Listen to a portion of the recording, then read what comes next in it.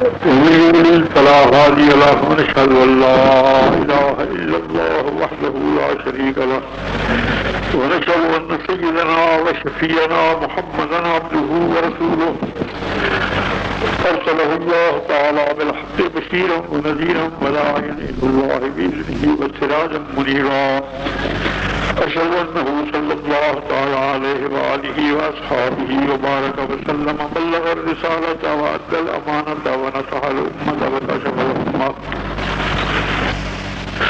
أما بعد فأعوذ بالله السميع العليم من الشيطان الرجيم. بسم الله الرحمن الرحيم. وما جعلنا القبلة التي كنت عليها إلا لنعلم من يتبع الرسول ممن ينقلب على عقبيه. دوشی پڑھے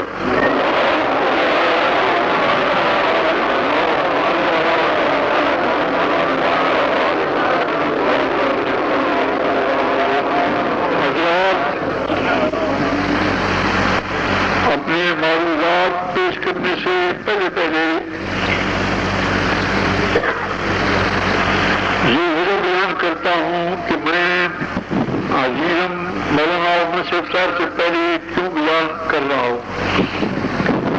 ایک وجہ تو یہ ہے کہ مولانا صاحب کی تقریر کے بعد اگر میری تقریر ہوگی تو جو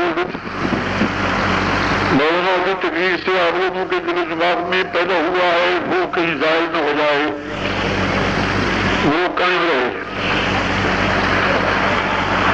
ویسے یہ ہے کہ میری طبیعت کچھ علیل ہے تو میں اپنی عرض کر لوں گا اور یہ درخواست کرتا ہوں کہ آپ حضرات پورے ذوق اور شوق کے ساتھ بیٹھے ہیں اور مولانا کی تقریر سن کر جائیں. میں تو علماء کے جوتے سیدھے کرنے کی لاگت بھی نہیں رکھتا. میری کیا لاگت ہے؟ حقیقت یہ ہے کہ اللہ تعالیٰ کے محبوب کی حمد و ثنا اور وہ جیسے ایک ناقص ترین انسان کوئی نسبت ہی نہیں ہے. فقط مقصد یہ ہو بیان کرنے کا کہ اللہ تعالیٰ مجھے بھی ان لوگوں میں شمار کرے کہ جو لوگ اللہ تعالیٰ کے محبوب کے ثنا خوان ہیں. یوسف کی خریداری کے لیے اگر کوئی بوڑھیا اکٹھی لے جاتی ہے سود کی، اس کا یہ معنی نہیں ہوتا کہ یہ یوسف کی قیمت ہے، بلکہ یہ معنی ہوتا ہے اور یہ مقصد ہوتا ہے کہ یوسف کے خریداروں میں اپنے آپ کو شمار کرتی ہے. میرا دل و دماغ اور زبان اس قابل نہیں کہ میں خدا کے محبوب کی ثنا کروں، بلکہ حقیقت یہ ہے کہ اللہ کے محبوب کی حمد و ثنا اللہ تعالیٰ کے بغیر بیان ہونا ناممکن ہے. اللہ تعالیٰ ہی بیان کر سکتا ہے. جب تک حقیقت معلوم نہ ہو، کسی چیز کی اور ماہیت معلوم نہ ہو تو اس چیز کی تعریف نہیں ہو سکتی. حقیقت محمدیہ کا واقف عالم اللہ ہے، تو اللہ تعالیٰ جو حضور کی حمد و ثنا کرتا ہے اسی کا شان ہے اور اسی کو حق ہے. اسی لیے میں اپنی طرف سے کچھ بیان نہیں کروں گا. اللہ تعالیٰ نے جو اپنے محبوب کی شان بیان فرمائی ہے میں وہی بیان کروں گا. اس سے اندازہ لگایا جا سکتا ہے کہ حضور کا رب خدا، حضور کا خالق و مالک جب اپنے پیارے عبد کو یہ شان بخش رہا ہے تو حضور کے غلاموں کو کس قدر حضرت کی عزت و شان بیان کرنا چاہیے. مگر اللہ کما کان حقہ بعد خدا بزرگتی کس کا مختصر. میں حضرت غالب کے قول کے مطابق یہ بیان کروں گا. غالب ثناء خواجہ بیزداں گزاشتے کا ذات پاک مرتبہ دان محمد است.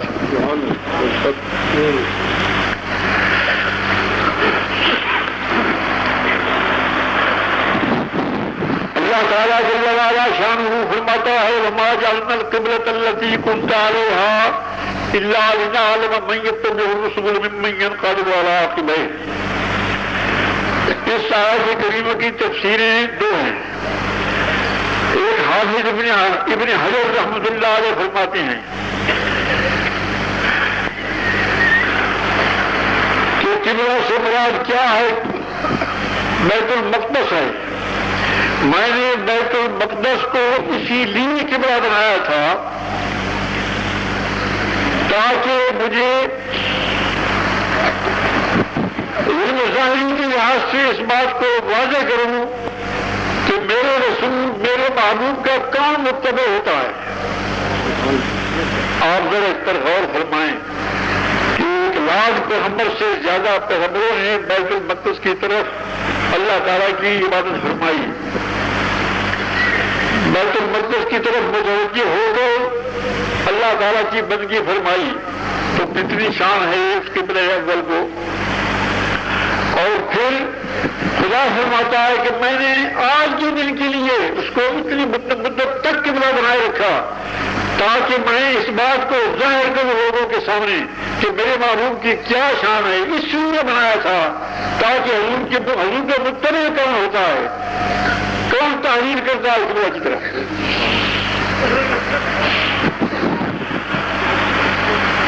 دوسری جگہ اللہ تعالیٰ فرماتا ہے جل وعلا شانہ فلا وربك لا يؤمنون حتى يحكموك فيما شجر بينهم.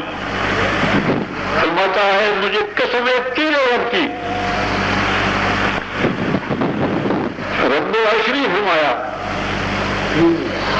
اور رب الکعبہ نہیں فرمایا. مجھے تیرے رب کی قسم ہے. تو اس سے اللہ تعالیٰ اپنی شان ظاہر فرمایا کہ اللہ وہ ذات ہے جو محمد رسول اللہ کا رب ہے. نعرہ تکبیر، نعرہ رسالہ، نعرہ خلافت، شیخ الاسلام. اللہ تعالیٰ جل وعلا شانہ فرماتا ہے لا اقسم بہذا البلد وانت حل بہذا البلد. اس کی بھی 2 تفسیریں ہیں. ایک چیز یہ ہے کہ جیسا نحو کا عام قاعدہ ہے کہ قسم سے پہلے لا زائدہ ہوتا ہے جس کو لا قسمیہ کہتے ہیں، جس کا یہ معنی ہے کہ مجھے قسم ہے اس شہر مکہ کی، میں قسم اٹھاتا ہوں اس شہر مکہ کی. لیکن ہر وقت نہیں. جس وقت اے میرے معلوم تیری یاد اس شہر میں ہو تو اس وقت میں اس شہر کی قسم اٹھاتا ہوں. کعبہ شریف بھی موجود ہے، رکن یمانی بھی موجود ہے، حجر اسود بھی موجود ہے، بئر زمزم بھی موجود ہے، مقام ابراہیم بھی موجود ہے. لیکن خدا فرماتا ہے مجھے اس کی کوئی ضرورت نہیں ہے. میں تو اس وقت اس شہر کی قسم اٹھاتا ہوں کہ جب میرا محبوب اس شہر میں ہو. تو آپ اندازہ لگاتے جائیے کہ حضور کا رب اپنے محبوب کی کیا قدر فرما رہا ہے اور کیا قدر بخشی ہے اور کیا شان فرما رہا ہے. دوسری تفسیر اس کی یہ ہے کہ لا قسمیہ زیادہ نہیں ہے، یہ استفہام انکاری ہے. یعنی اگر معلوم تیری ذات بھی اس شہر میں موجود ہو اور پھر میں اس شہر کی قسم نہ اٹھاؤں، کیوں نہ اٹھاؤں؟ کیا وجہ ہو سکتی ہے؟ تو بھی اس شہر میں موجود ہو پھر بھی میں اس شہر کی قسم نہ اٹھاؤں.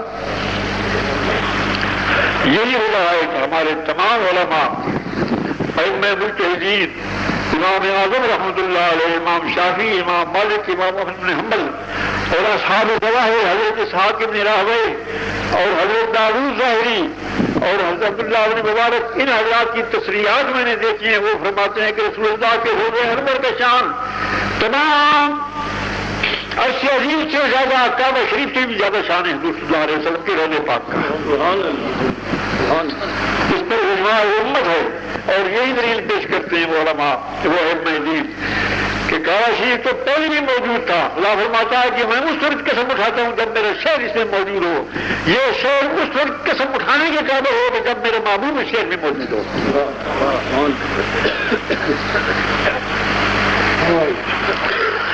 یہ تو اللہ تعالیٰ تعالیٰ بیان فرما رہا ہے اپنے محبوب کی شان. اب بتاؤ میں اور تو کیا خدا کے محبوب کی شان بیان کریں گے؟ ہم نہیں بیان کر سکتے، ناممکن ہے. جلدی پڑھ لیں.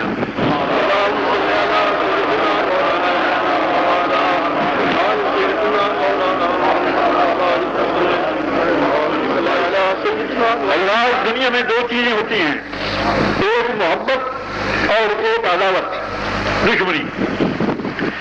ان دونوں چیزوں کے تقاضے الگ الگ ہیں، ان کے اثرات بھی الگ الگ ہیں. محبت کا تقاضا یہ ہوتا ہے کہ جس کے ساتھ محبت ہو آدمی چاہتا ہے کہ اس کا ذکر کرتا رہے اور اس کا ذکر سنتے رہے، اور جو اس کا ذکر کرے اس کو پسند آئے، اس کا دل شاد خوش ہو، دل اس کا کھلے. یہ محبت کا تقاضا ہے. اور دشمنی کا بھی ایک تقاضا ہوتا ہے کہ انسان دشمن کی تعریف نہیں سن سکتا، دشمن کی تعریف نہیں کر سکتا. کوئی شخص کسی دشمن کی تعریف کرے کسی کے سامنے، وہ اس کو اپنی مجلس سے اٹھا سکتا ہے تو اٹھا دے گا، ورنہ خود اٹھ جائے گا. اپنے کانوں سے دشمن کی تعریف کو نہیں سن سکتا. آپ اندازہ لگائے کہ کوئی شخص کرایہ خرید کرتا ہے اس مقصد کے لیے کہ مجھے کہیں یہ مل جائے کہ خدا کے محبوب میں یہ عیب تھا، نقل کفر نواسا، یہ نقص تھا، یہاں علم کی کمی تھی، یہاں شان میں کمی تھی، یہ بات نہیں جانتے تھے. مقصد اس کا یہ ہوتا ہے کتابیں خرید کرنے کا اور پڑھنے اور پڑھانے کا، کہ بلند آواز کے ساتھ لوگوں کو کانوں تک یہ پہنچایا کہ اللہ کے محبوب جس کے طفیل اللہ تعالیٰ نے حسن پیدا کیا، خلق تمام مکارم پیدا کیے، جس کے طفیل اللہ تعالیٰ نے بہشت کو پیدا کیا، جس کے طفیل اللہ تعالیٰ نے جنت کو پیدا کیا، جس کے طفیل اللہ تعالیٰ نے اپنی ربوبیت کو ظاہر فرمایا، جس کو اللہ تعالیٰ نے خزائن آسمانوں اور زمینوں کی چابیاں عطا فرما دی. خلقت مبرئا من كل عیب كأنك قد خلقت كما تشاء. اس ذات پاک کے کمالات کی زندیں تلاش کرنا، اس ذات پاک کے متعلق برا عقیدہ تو خیر ہے ہی، برا عقیدہ پیدا کرنا یہ ہے دشمنی کا تقاضا.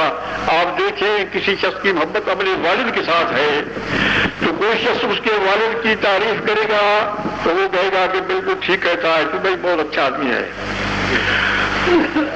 اور کسی کے دشمن کی تعریف کرے گا تو بتاؤ وہ سن سکے گا؟ کبھی نہیں سن سکتا وہ. تو بس یہ فرق ہے. اور یہ بھی آپ یاد رکھیں کہ اللہ کے محبوب کی محبت یہ عینی ایمان ہے، اور حضور کے ساتھ محبت نہ ہونا یہ عین کفر ہے.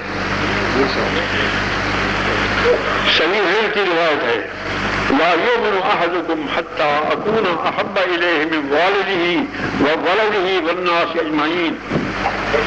تم میں سے کوئی ایماندار نہیں ہو سکتا تاوقتے کہ اس شخص کے دل میں میری محبت اس کے باپ سے زیادہ نہ ہو، اس کے بیٹے سے زیادہ نہ ہو، تمام لوگوں سے زیادہ نہ ہو. اتنے تک کوئی بھی مسلمان نہیں ہو سکتا. ہمیشہ حج کرتا رہے، ہر سال حج کرتا ہے، ہر وقت سجدے کر رہا ہے، تمام مال لٹا رہا ہے، جہاد کرتے کرتے قتل ہو گیا ہے، لیکن حضور کی محبت سے معلوم ہے کہ وہ کافر ہے. اس پر اجماع امت ہے. گناہگار سے گناہگار ہے لیکن حضور کی محبت کی نعمت عظمیٰ اس کو نصیب ہے تو وہ پکا مسلمان ہے. نعرہ تکبیر،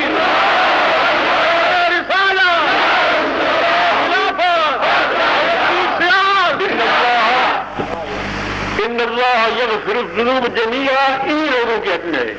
قل یا عبادی الذین اسرفوا علی انفسہم، یا رسول اللہ اپنے غلاموں کو فرما دیجیے ان لوگوں کو کہ جن لوگوں نے اپنے نفسوں پر ظلم کیا ہے، گناہ کیے ہیں، ان کو فرما دیں کہ اللہ کی رحمت سے نا امید نہ ہو جاؤ۔ تمہیں نعمت عظمیٰ خدا کے محبوب کی محبت جب نصیب ہے تو خدا کے محبوب کی اللہ تعالیٰ کی رحمت سے، اس کے غفران سے، اس کی بخشش سے نا امید نہ ہو جاؤ، تمہارے تمام گناہ بخش دے گا وہ۔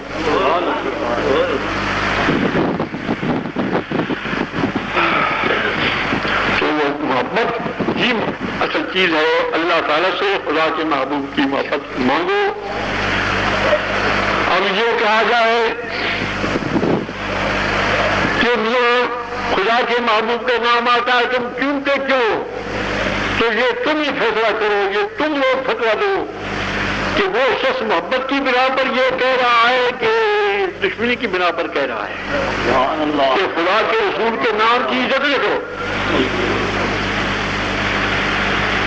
کوئی یہودی ہو، عیسائی ہو، کوئی یہ دیکھے کہ ایک شخص حضور کا نام مبارک لیا جا رہا ہے اور وہ اپنے انگلیوں کے ٹوٹے چوم کر آنکھوں پر رکھ رہا ہے، تو وہ کیا کہے گا کہ یہ اللہ کے رسول کی عزت کر رہا ہے، یہی کہے گا نا۔ نہیں ایسا مت کرو، کیا مانا ہے کہ یہ حضرت محروم ہے، ایمان کی دولت سے محروم ہے۔ خدا فرمایا قرآن کریم میں وہ تو ضرور ہو تو وقت ہو، تم میرے محبوب کی تعظیم کرو، توقیر کرو، جتنا کر سکتے ہو تم تعظیم کرو۔ یہ کسی خاص فعل کے ساتھ یہ مقید نہیں فرمایا گیا بلکہ مطلق ہے۔ جو عمل تعظیم اور توقیر پر دلالت کرتا ہے وہ تم بجا لاؤ، یہ خدا فرمائے۔ تو آپ ہی فرماؤ کہ یہ انگلیوں کو چوم کر آنکھ پر رکھنا جس وقت نام اقدس آ جائے تو یہ تعظیم ہے یا نہیں ہے؟ اگر تعظیم ہے تو یہ خدا کا فرمان ہے، وہ تو ضرور ہوگا۔ نعرہ تکبیر،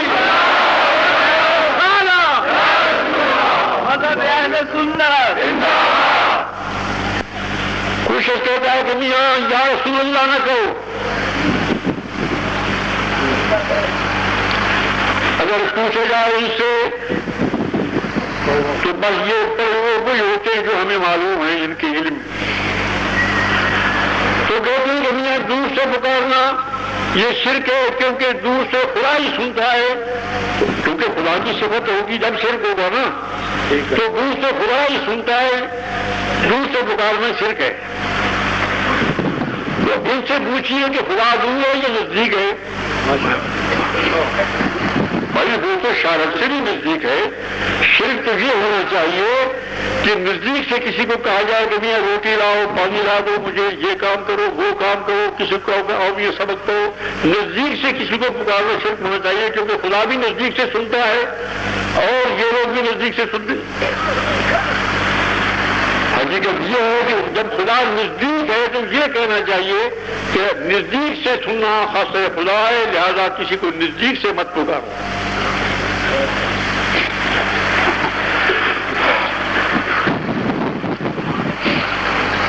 لیکن نہیں جانتے کہ اللہ تعالیٰ نے اپنے محبوب کو کیا رتبہ بخشا ہے۔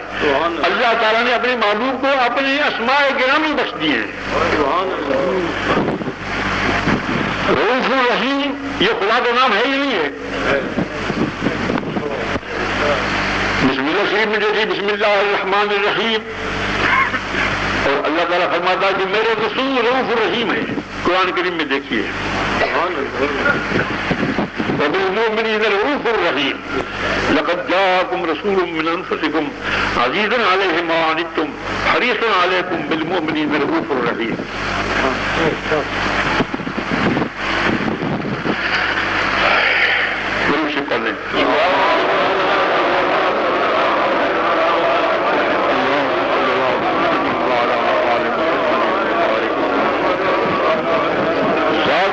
کے متعلق اللہ تعالیٰ قرآن کریم میں فرماتا ہے وَيَكُونَ الرَّسُولُ عَلَيْكُمْ شَهِيدًا، قیامت کے دن میرا بڑے شان والا رسول تم سب پر گواہ ہوگا۔ اور علیکم کا مخاطب کون ہے؟ صرف صحابہ کرام نہیں ہے، یاد رکھو۔ اگر کہو کہ مخاطب صرف صحابہ کرام ہیں تو پھر نماز روزہ حج زکات کے تمام ان کے مخاطب بھی صحابہ کرام تھے، ہم نہیں ہیں۔ اور کتب علیکم الصیام یہ صحابہ کرام کو خطاب ہے، ہم نہیں ہیں۔ علیکم کے مخاطب کون ہیں؟ تمام امت محمدیہ صلی اللہ علیہ وسلم۔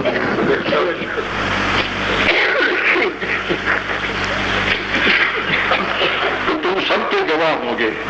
گواہ کس بات کے ہوں گے؟ ہمارے اچھے اعمال کی گواہی دیں گے، بدعمالیوں کی گواہی دیں گے۔ اور عمل کیا ہوتے؟ ایک عمل ہوتا ہے زبان کا، ایک ہاتھ پاؤں کا، اور ایک عمل ہوتا ہے دل کا۔ ایک شخص کے دل میں یہ ہے کہ میں حل کروں گا، نہیں کر سکا۔ ایک شخص کے دل میں یہ ہے کہ میں فلاں غریب کو اتنے روپے دوں گا، نہیں دے سکا، پہلے مر گیا ہے، تو اس پر اس کو ثواب ملے گا یا نہیں ملے گا؟ یقیناً ثواب ملے گا۔ انما الاعمال بالنیات۔ تو اس کی بھی رسول اللہ گواہی دیں گے کہ میرے رسول گواہ ہوگا تم سب پر کہ فلاں میری امتی کے دل میں یہ اچھا خیال آیا تھا، فلاں کے دل میں یہ اچھا خیال آیا تھا۔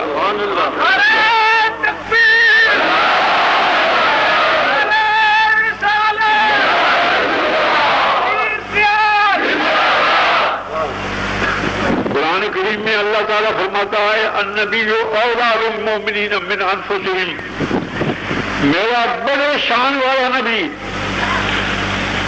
تمام مسلمانوں کے دلوں سے، ان کے ادراک سے، ان کے ذہن سے قریب تر ہے۔ اب اسی کو آپ سوچیں کہ ہمیں محسوس ہوتا ہے کہ ہمیں بھوک لگی ہے،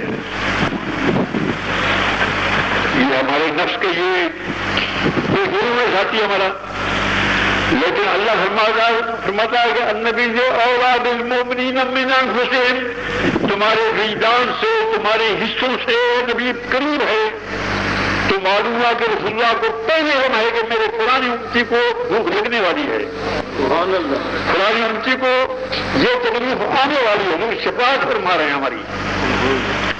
وہ اچھا کام کرتا ہے تو وہ خوش ہوتے ہیں، وہ اچھا ارادہ کرتا ہے وہ خوش ہوتے ہیں، جو برا ارادہ کرتا ہے وہ اس کی مغفرت کی دعا فرماتے ہیں۔ اشک بدیرہ بسمری نالا بسینہ بنگری، ہماری آنکھوں سے آنکھوں نہیں چپکتے، حضور صلی اللہ علیہ وسلم پہلے شمار کر لی ہوتے ہیں، درد نہیں پہنچتا، ہمارے نالہ کو حضور پہلے سن رہے ہوتے ہیں۔ وہ پیغمبر، وہ نبی اللہ تعالیٰ نے ہمیں بخشا، لیکن کاش کہ امتی کہلا کر اس کی قدر نہ جاتی۔ ان لوگوں کے لیے میں کوئی دلیل پیش نہیں کر رہا، ان کے لیے دعا کرتا ہوں کہ اللہ تعالیٰ ان کی مرض یہ دور کرے، اور اللہ تعالیٰ ان کے دلوں سے اپنے رسول کے متعلق غیظ و غضب ہے، کینہ عداوت ہے، بغض ہے، یہ دور کرے، ان مرض سے ان کو پاک کرے، ان کو ہدایت فرمائے۔ میں صرف اہل سنت کے لیے عرض کر رہا ہوں کہ اہل سنت کو جو وہ لوگ پھسلاتے ہیں، گمراہ کرنے کی کوشش کرتے ہیں، یہ لوگ جم جائیں، یہ ان کے پیچھے نہ دوڑے۔ اور شہر سلوال کو وہ تجدد پسند مشہوری ہے، تو وہ اپنی اس قسم کی جدت کو چھوڑے۔ اللہم صلی علی سیدنا محمد وعلی آل محمد وبارک وسلم۔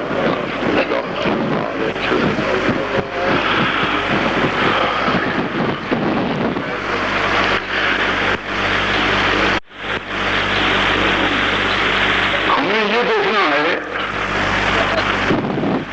کہ اہل سنت والجماعت اللہ تعالیٰ کے ولیوں کی مدارس ڈھونڈتے ہیں،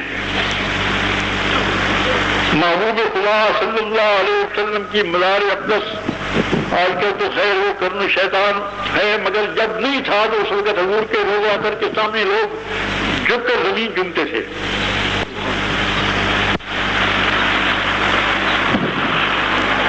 تو یہ کہنا کہ یہ شرک ہے، تو یاد رکھیے یہ شرک فتویٰ ہم پر نہیں ہے، یہ شرک کا فتویٰ صحابہ کرام پر ہے، یہ شرک کا فتویٰ نجوم الاہتداء پر ہے۔ فرماتے ہیں میرے صحابہ ہدایت کے ستارے ہیں، تم جن کی پیروی کرو گے ہدایت پاؤ گے۔ آپ دیکھیں مستدرک حاکم حدیث کی معتبر کتاب ہے اور زیادہ روایتی یہ علی شرط صحت الشیخین لاتے ہیں. بخاری اور مسلم کی جو شرائط صحت ہیں ان شرائط پر یہ اپنی کتاب میں حدیثیں لاتی ہیں. یہ تو جلد 4 صفحہ 515 پر یہ حدیث موجود ہے کہ حضور کے صحابہ رسول اللہ کی مزار مبارک پر حضور کے قدموں پر اپنے چہرے رکھتے تھے. اور یہ روایت مسند امام احمد میں جلد 5 صفحہ 607 پر موجود ہے مطبوع مصر. اور یہی روایت اس سے زیادہ امام بدر الدین عینی جلد 4 صفحہ 422 پر موجود ہے. یہ صحابہ کرام کا تعامل تھا. اب بتائیے کہ کوئی یہ کہے کہ میاں قبروں کو کیوں منع شرک ہے تو بتاؤ ان جاہلوں کا فتویٰ کس پر ہے؟ یہ صحابہ کرام پر ہے، اکابر امت پر ہے، نجوم الاطلاع پر ہے. دعوت کرتے ہیں صحابت کی محبت. ہاں یہ دعویٰ ہے.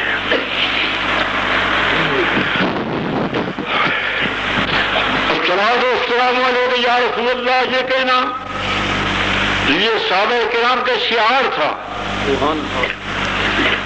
البدائع والنہایہ میں دیکھیے صحابہ کرام جب مسلمے کذاب کے خلاف جہاد میں گئے ہیں تو صحابہ کرام کا یہ شعار تھا یا محمد یا رسول اللہ. یہ صحابہ کرام کا شعار تھا میدان جنگ میں یمن میں.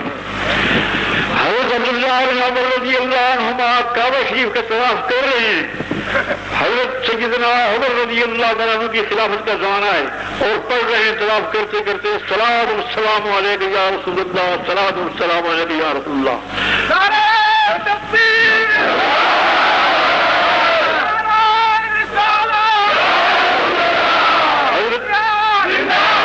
حضرت مقداد اور حضرت کعب رضی اللہ تعالیٰ عنہما اس سے روایت ہے کہ جس مسجد میں جہاں بھی آتے تھے یا رسول اللہ الصلاۃ والسلام علیک یا رسول اللہ یہ کہتے تھے. شفا شریف اس کی شرح علامہ علی القاری، اس کی شرح علامہ خفاجی، ان تمام معتبر حدیث کی کتابوں میں یہ حدیثیں موجود ہیں. تو کہو کہ صلاۃ والسلام علیک یا رسول اللہ کہنا شرک ہے، یعنی صحابہ کرام پر فتوی شرک ہے.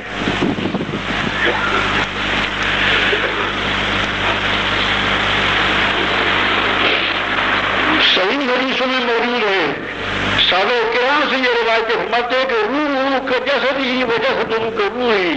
حضور کا روح انور اور حضور کا جسد اطہر یہ ایک چیز تھی. روح تھے حضور صلی اللہ علیہ وسلم اور حضور کی ذات پاک کے متعلق صحابہ کرام کا اجماع یہ عقیدہ ہے کہ ہر مسلمان کے گھر حضور کی روح پاک موجود ہوتی ہے بشرطے کہ اس کو پاک رکھے. اب بھی کہو کہ حاضر ناظر نہیں ہے،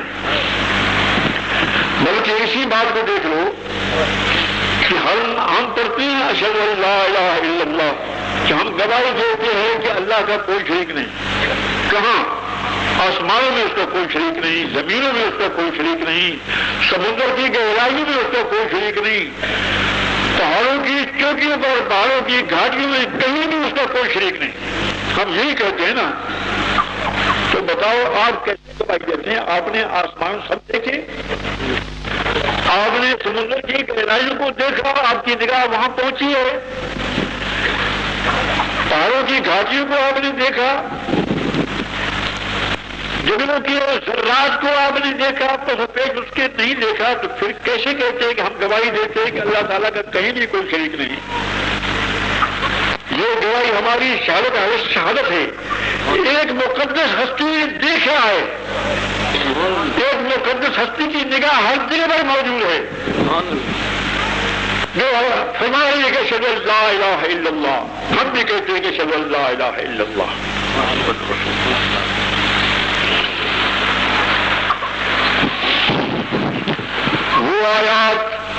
وہ آیات کے یا تو مشرکین کے متعلق ہے یا نجومی اور جفری اور ان لوگوں کے حسابیوں کے متعلق ہے. ان آیات کو یہ لوگ چسپان کرتے ہیں انبیاء پر، بلکہ سید الانبیاء صلی اللہ علیہ وسلم پر.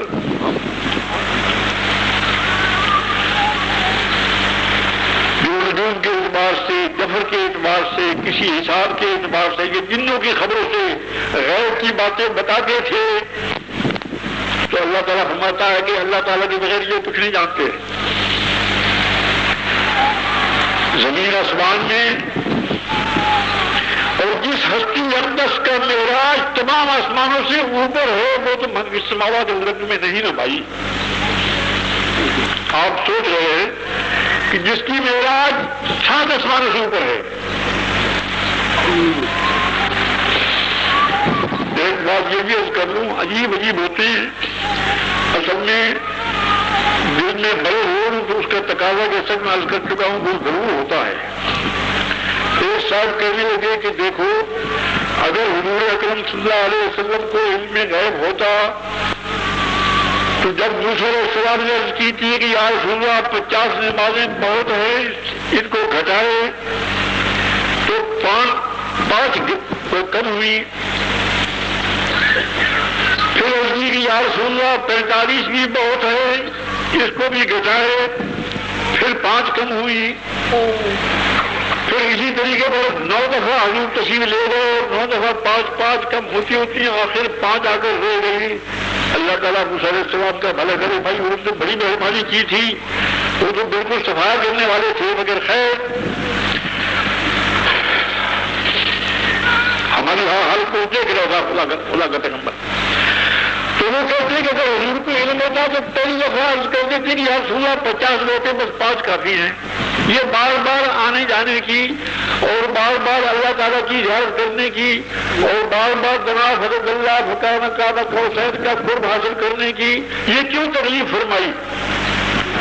لوگوں کو یہ تکلیف محسوس ہوتی ہے، مگر حقیقت موسیٰ علیہ السلام جانتے تھے. یہ ان سے پوچھو، موسیٰ علیہ السلام جانتے تھے کہ یہ وہ ہستی ہے کہ جیسا چاہے کرا سکتا ہے، جو چاہے کرا سکتا ہے.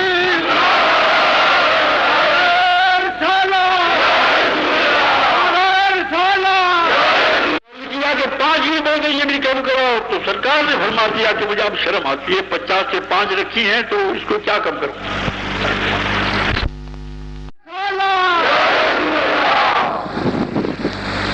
تو عرض کیا کہ 5 ہی بولتے یہ بھی کم کرو تو سرکار نے فرما دیا کہ مجھے اب شرم آتی ہے، 50 سے 5 رکھی ہیں تو اس کو کیا کم کروں.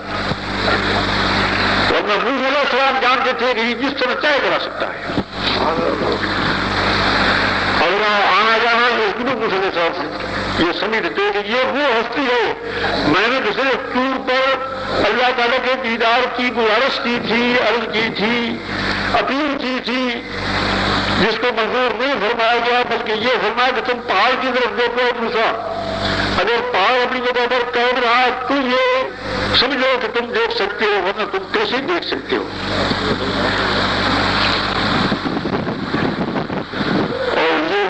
ہے کہ جتنی دفعہ چاہیں جس وقت چاہیں جا سکتے ہیں. موسیٰ علیہ السلام میں لال کے ذکر آ گیا تو موسیٰ علیہ السلام نے درخواست یہ کی تھی آئے نہیں مجھے اپنا آپ دکھاؤ، مجھے اپنی زیارت کراؤ. تو اللہ تعالیٰ نے یہ بھی فرمایا کہ میں کبھی نہیں دیکھا جا سکتا، یہ نہیں فرمایا کیونکہ دیکھنے والی ایک ہستی ہے. اے موسیٰ تم نہیں ہو، ایک اور ہستی ہے دیکھنے والی. موسیٰ سے ہوش رفت بیک پر طویل صفات تو ایسی ذات میں نگری در تبسمی. حقیقت یہ ہے اگر اللہ تعالیٰ مجھے معاف فرمائے اور حضرت جبریل امین بھی مجھے معاف فرمائیں تو میں یہ گستاخی کی نیت سے نہیں بلکہ اظہار واقعہ کی غرض سے یہ عرض کروں گا کہ حقیقتاً سدرۃ المنتہا کے مقام تک حضرت جبریل علیہ السلام کو بھی رسول اللہ کے پر معلوم نہیں تھا کہ کیا ہے.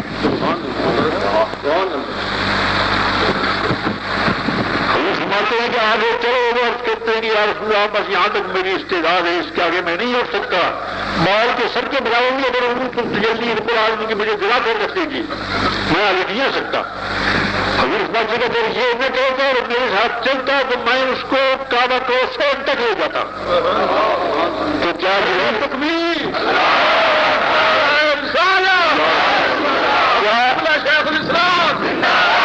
کیا حضرت جبریل علیہ السلام رب العالمین کے دیدار نہیں چاہتے تھے؟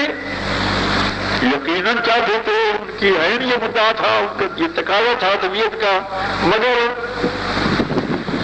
یہ مرتبہ اس وقت ان کو حاصل نہیں تھا کہ میں کس ہستی کے ساتھ جا رہا ہوں، یہ کون ہستی ہے، یہ محبوب ہے، یہ وہ ہستی ہے جس کے طفیل اللہ تعالیٰ نے تمام کائنات کو پیدا کیا ہے۔ آپ یہ دیکھیے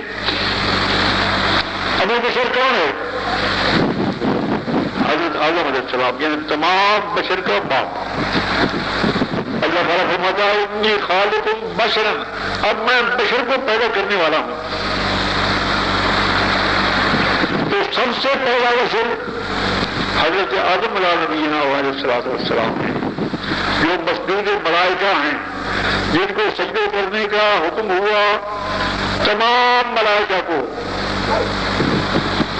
اجمعون کلہم ملائکہ نے سجدہ کیا، گر کر سجدہ کیا۔ حضرت ابو بشر جب آدم علیہ السلام پیدا ہوئے، انہوں نے دیکھا عرش معلیٰ کی تندیروں پر یہ لکھا ہوا تھا لا الہ الا اللہ محمد رسول اللہ۔ کنز الامات کی روایت باقی دوسری کتابوں میں بھی آئی ہے۔ تو پوچھتے ہیں اللہ لا الہ الا اللہ کا معنی تو مجھے معلوم ہے، تیرے غیر کوئی الہ نہیں ہے، مجھے فرما دو محمد رسول اللہ کا کیا مطلب ہے؟ تو یہ فرمایا گیا کہ وہ ایک پیغمبر ہوگا، تیری اولاد میں سے ہوگا، یہ نہیں فرمایا گیا، بلکہ کس حد تک تعبیری کلمات تھے۔ یا آدم لولا محمد لما خلقتک، اے آدم اگر محمد نہ ہوتا تو میں تمہیں بھی پیدا نہ کرتا، تم تو طفیلی ہو محمد کے صلی اللہ علیہ وسلم۔ تو وہ طفیلی ہستی تھی، اس میں تمام ملائکہ گر کر سجدہ کر رہے ہیں، اور جس کے طفیل آدم علیہ السلام پیدا ہوئے، مسجود ملائکہ پیدا ہوئے، اس ہستی کے ادب اور تعظیم بدعت ہے، شرک ہے۔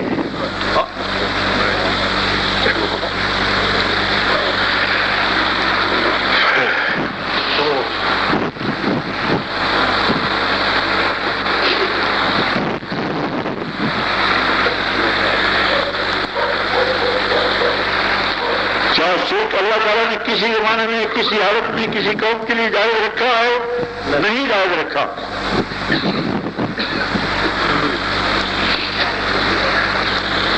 اور فرشتوں سے زیادہ کون وہ ہو سکتا ہے؟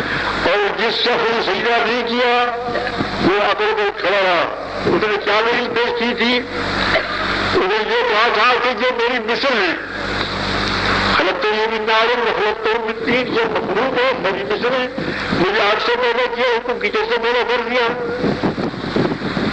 تو میں ایک مخلوق کے سامنے مخلوق کا سر نگل نہیں ہو سکتا، مخلوق کے سامنے مخلوق سجدہ نہیں کر سکتی، تو خالق ہے، تو حکم کر سجدہ کر میں زمین و آسمان کو بٹھا کر رکھ دوں گا۔ تو اللہ نے فرمایا فخرج ان علیک لعنتی الی یوم الدین، نکل جاؤ تم پر خدا کی لعنت ہے، قیامت تک میری لعنت ہے، تمہیں توبہ نصیب بھی نہیں ہوگی، تمہیں توبہ کا خیال بھی نہیں آئے گا، تمہارے دلوں سے دماغ سے توبہ کا استعداد بھی نکل گئی ہے،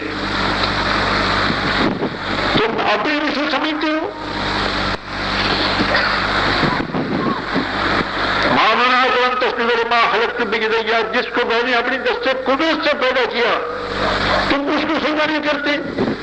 میری دستے قدرت سے پیدا ہونے والا محمد رسول اللہ کا تفضیل ہے۔ سبحان اللہ۔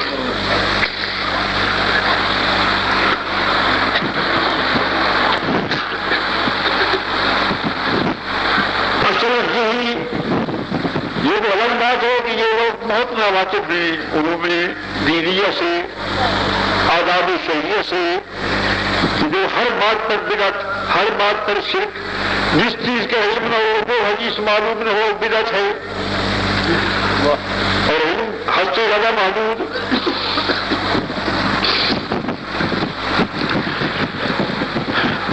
تو ابو بشر تو فیضی ہیں، حدیث صحیح میں آتا ہے حضور فرماتے ہیں صلی اللہ علیہ وسلم کنت نبیا وآدم منجمر فی طینہ، میں اس وقت نبی تھا جب حضرت آدم کیچڑ میں گنجے ہوئے تھے. کنت نبیا وآدم بین الماء والطین، میں اس وقت بھی نبی تھا جب آدم پانی اور مٹی میں تھے. جس نبی نہیں بنا تھا اس وقت میں نبی تھا صلی اللہ علیہ وسلم. اللہ ضرور سے پڑھ لیں اللہ وعلی آل محمد وبارک وسلم. ابو بشر ابھی کیچڑ میں تھا، ابو بشر کا ابھی جسم بھی نہیں بنا تھا. جو ہستی پہلے نبی ہے اس ہستی کی حقیقت کو تم منحصر فی البشریت کیسے کہہ سکتے ہو؟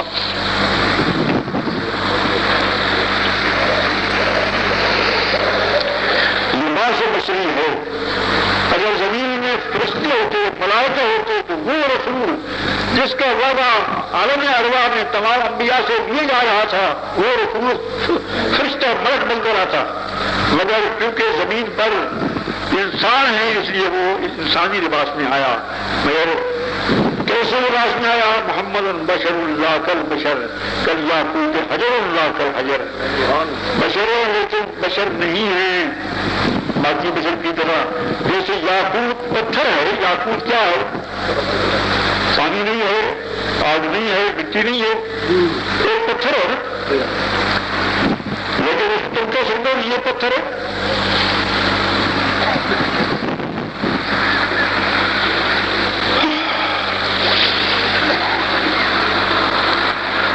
کی ذات کو اپنی مثل دینے والے اسی اپنے استاد کے شاگرد ہے جس نے کہا تھا کہ بشر خلقتہ من نار خلقتنی من نار وخلقتہ من طین. یہ اسی کی شاگرد ہیں. مذہب اہل سنت، مذہب اہل سنت.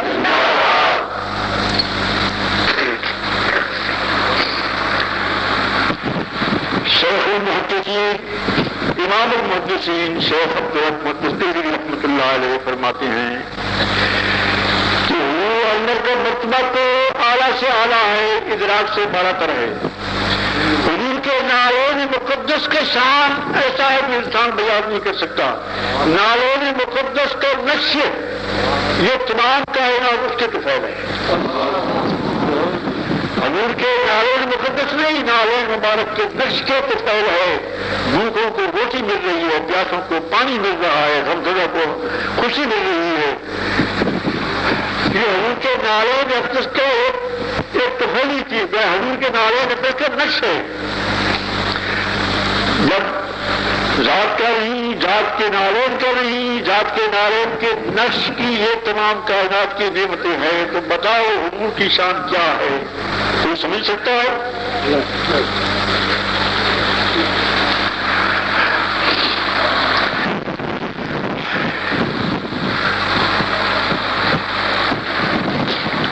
اور یہ بھی عرض کروں کہ جتنے معجزے اللہ تعالیٰ نے پہلے پیغمبروں کو عطا فرمائے ہیں جن پر ہم سب مسلمانوں کا ایمان ہے اور وہ لوگ تمام خدا کے سچے پیغمبر تھے، تمام کے تمام لوگ جتنے آپ جس پیغمبر کے دیکھیں تو وہ معدوم ہیں. حضرت موسیٰ علیہ السلام کا معجزہ تو جہاں بھی آپ بادل کو دیکھیں یا قرآن کریم میں یا حدیثوں میں ذکر آتا ہے اس میں تو وہ یہی ہے کہ عصا پھینکا تو وہ سانپ بن گیا، اژدہا بن گیا. عصا پتھر پر مارا تو پانی نکل پڑا اس سے، اور دریا کو پالاب کیا اور من اور سلوا ان کے طفیل نازل ہوا. حضرت عیسیٰ علیہ السلام کو بھیجا، مردوں کو زندہ فرمایا.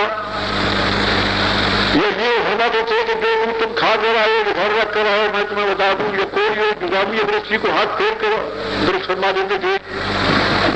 داؤد علیہ السلام کا معجزہ کہ فولاد کو بالکل موم کر دیتے تھے اپنے ہاتھ مبارک مقدس میں لے کر، اور زبور پڑھتے تھے دریا کا بہاؤ رک جاتا تھا. لیکن یہ معجزے تمام محدود تھے. جس جگہ پر قوم نے مطالبہ کیا اس جگہ پر یہی معجزے دیے.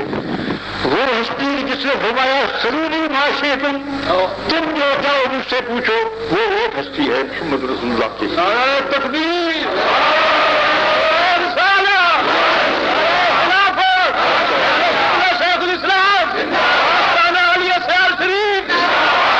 یہ نہیں فرمایا کہ اگر تم مجھے پیغمبر نہیں مانتے تو آؤ دیکھو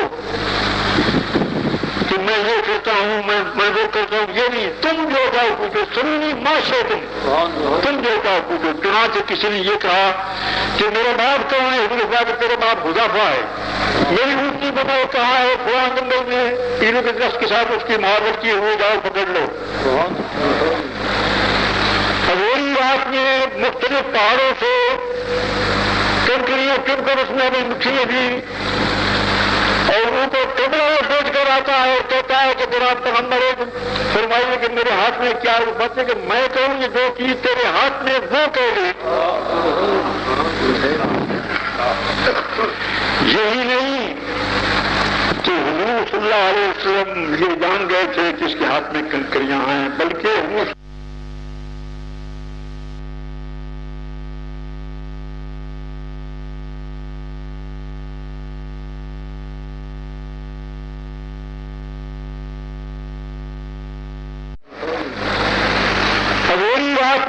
مختلف پہاڑوں سے کنکریاں چن کر اس میں مٹھیاں بھی، اور ان کو ٹکڑا بیچ کر آتا ہے اور کہتا ہے کہ جناب پیغمبر ہے.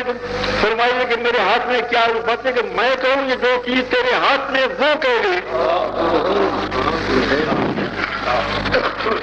یہی نہیں کہ حضور صلی اللہ علیہ وسلم یہ جان گئے تھے کہ اس کے ہاتھ میں کنکریاں ہیں، بلکہ حضور صلی اللہ علیہ وسلم نے اس کو ایک انسان کامل کی عقل بخش دی، ایک کنکریوں کو.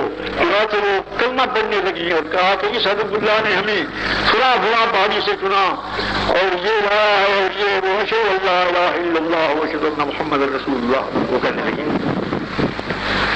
کسی نے کہا کہ یہ چاند دو ٹکڑے ہو جائے.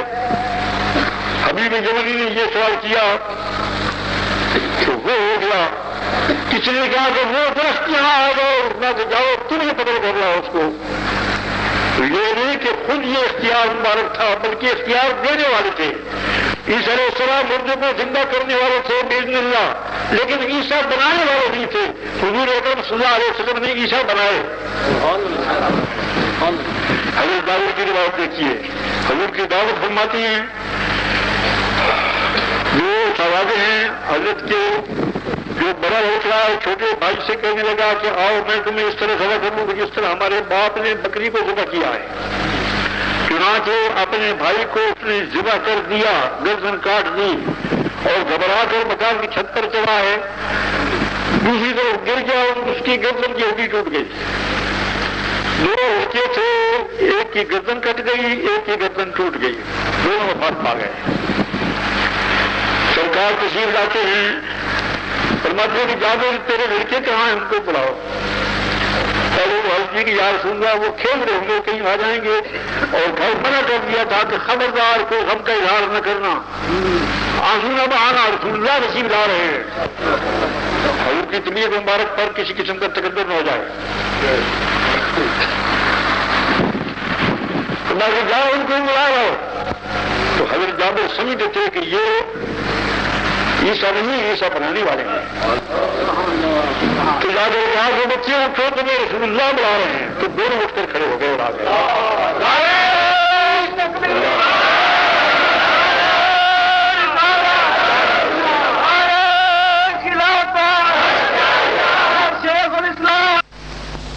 تو پھر اللہ تعالیٰ نے تمام کائنات کو پیدا کیا جو باعث تکوین عالم ہے، بلکہ باعث تکوین عالمین ہے.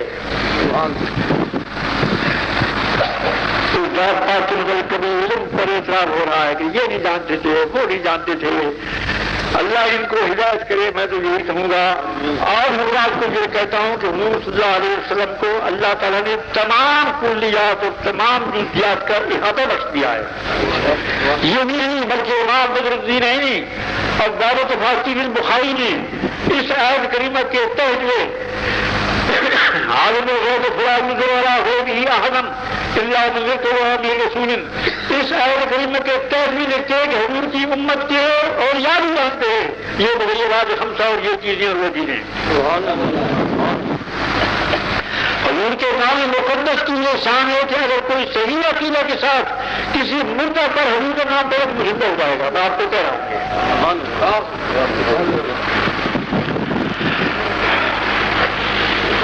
غرض جماعت خدا بزرگ توئی قصہ مختصر تمام کائنات کا مختار کل فی الکل حضور محمد رسول اللہ کی ذات اقدس ہے. اللہ تعالیٰ ہمارے دلوں میں حضور کی محبت پیدا کرے اور قائم رکھے. ہم مرے اسی محبت میں, ہم قبر میں اسی محبت میں اٹھیں, حشر میں اسی محبت میں رہیں. یہ نعمت عظما ہے, خدا نصیب فرمائے. میں زیادہ ہو کرتا مگر مجھے اس وقت سخت تکلیف ہے درد کی. میں آپ حضرات کا زیادہ نہیں رہ سکتا. اب میں درخواست کروں گا کہ تمام حضرات مولانا محمد شریف صاحب کی تقریر سنیں. وہ ایک عالم ہیں اور ہمارے دارالعلوم کے وہ حدیث کے استاد ہیں, شیخ الحدیث ہیں. وہ آپ کو تقریر سنائیں گے. کوئی صاحب نہ اٹھے, میری یہ درخواست منظور کریں.